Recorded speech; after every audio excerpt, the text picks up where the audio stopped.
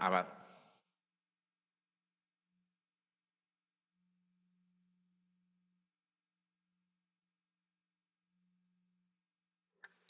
Muchas gracias, compañero presidente de la Asamblea. Saludar a usted y a mis compañeros y compañeras de la Asamblea Nacional muy respetuosamente y a nuestros ecuatorianos.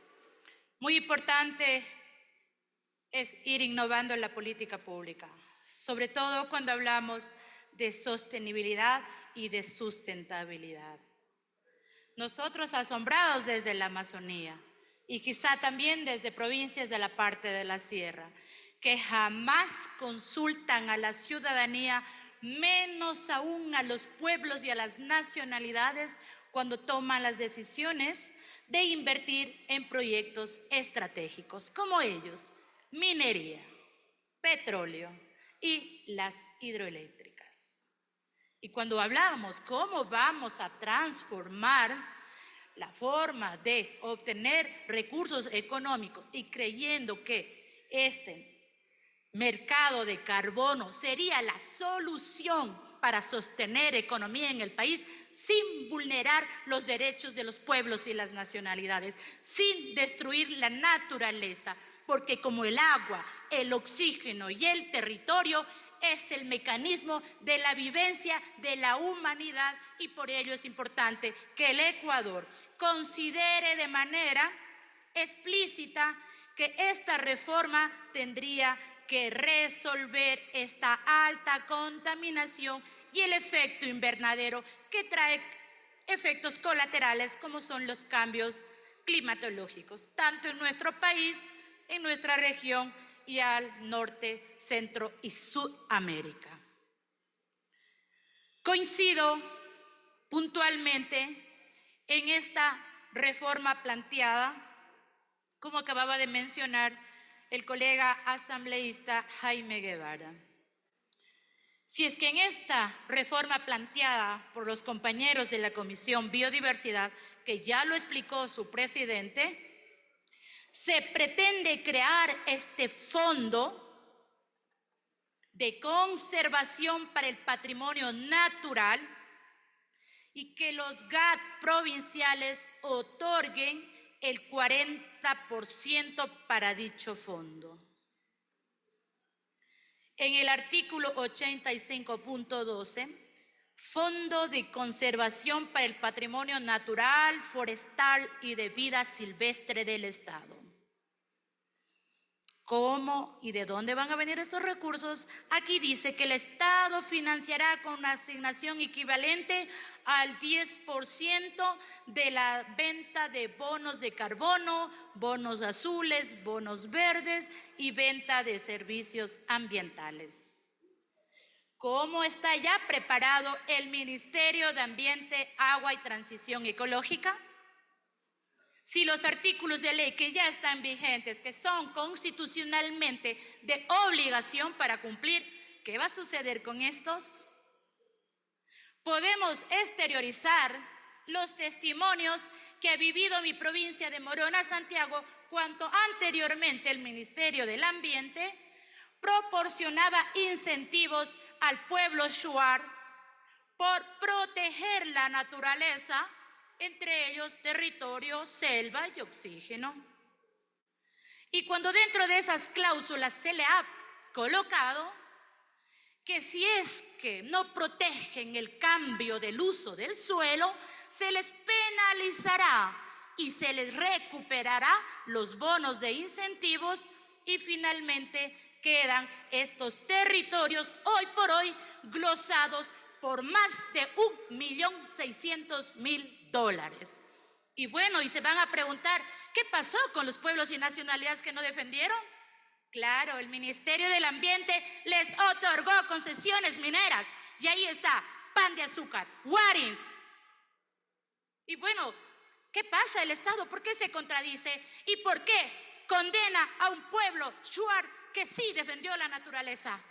Ahí no hay minería ilegal como hay en otros cantones. Pero ¿quién otorgó estas concesiones? Fue el Estado ecuatoriano a través del Ministerio del Ambiente y el Ministerio de Energía y Minas. ¿Y qué va a pasar con esto? Le vamos a pedir recursos a los gobiernos autónomos y para luego presuntamente darles recursos económicos para que puedan proteger el territorio para liberarnos del tema de la contaminación? ¿O simplemente es algo lírico que queremos hacer y nuevamente dejar a que el Estado ecuatoriano, entre ellos el Ministerio del Ambiente y el Ministerio de Energía y Minas, siga imponiendo estos catastros mineros sin consentimiento de los pueblos y nacionalidades? Pues quiero felicitar si este es el espíritu de conservar nuestro patrimonio natural, forestal y de vida silvestre. Y si revisamos que los gobiernos autónomos tendrían que aportar un 40%, ¿qué sucedería cuando los presupuestos que tienen que venir de forma automática por el modelo de equidad territorial y otros presupuestos que vienen de la ley amazónica, y que hoy por hoy la ley amazónica es una de las leyes que más ha venido atrasando las transferencias de recursos a los amazónicos? Entre ellos, dos presidentes, tanto el expresidente Lasso como el actual presidente Daniel Noboa, se lo tomaron los recursos como caja chica para fondear otros temas de la caja fiscal del Estado, vulnerando este derecho sagrado de la Amazonía, ya que entre ellos hasta de la educación, de la vialidad, de la salud y de la seguridad se han venido olvidando. Ahora, ¿qué dice dentro de la reforma planteada por la Comisión? Artículo 11. Sustituyase el artículo 37 por el siguiente texto: del Sistema Nacional de Áreas Protegidas. Ojo, que por ahí querían aprobar la ley de turismo para ir a hacer turismo industrial por poco en las áreas protegidas. El Sistema Nacional de Áreas Protegidas estará integrado por los subsistemas estatales, autónomos, descentralizados, comunitarios y privados. Y su declaratoria, la categorización y la recategorización, regulación y administración garantizará la conservación, manejo y uso sostenible de la biodiversidad, así como la conectividad funcional de los ecosistemas terrestres, insulares, marinos costeros y los derechos de la naturaleza. Hay que entender, que somos un Estado megadiverso. Tenemos costa, sierra, Amazonía y región insular.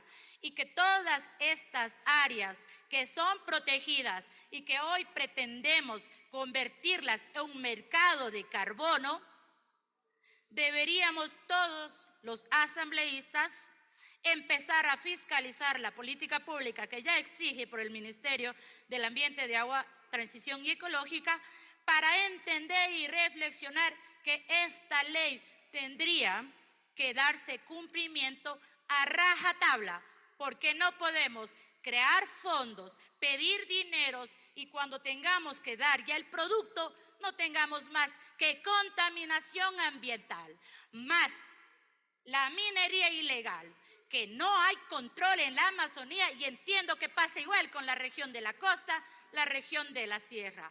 Entonces, ¿cuáles van a ser las políticas públicas del Ministerio del Ambiente? ¿Va a articularse con el Ministerio del Interior? ¿Va a articularse con los gobiernos autónomos para que esto se cumpla? Y finalmente, si el Estado va a asignar recursos económicos necesarios para sostener la sostenibilidad financiera del Sistema Nacional de Áreas Protegidas, y que se podrá gestionar estrategias y fuentes complementarias en el que se puedan involucrar al propietario privado que esté dentro de este sistema nacional como parte del sector privado. Por ello será entonces importante que la Autoridad Ambiental Nacional haga todas las evaluaciones, tanto técnicas, que tendrán que ser siempre periódicas, para vigilar que este mercado de carbono que vamos a ofrecer al mundo en realidad sea este producto y no vayamos a estar como hoy con contaminaciones en todo el paso del Ecuador. Muchas gracias, compañero presidente. Gracias, compañeros asambleístas, compañeros. Muy importante proteger nuestro medio ambiente porque esa es nuestra casa. Muchas gracias. Muy buenas tardes.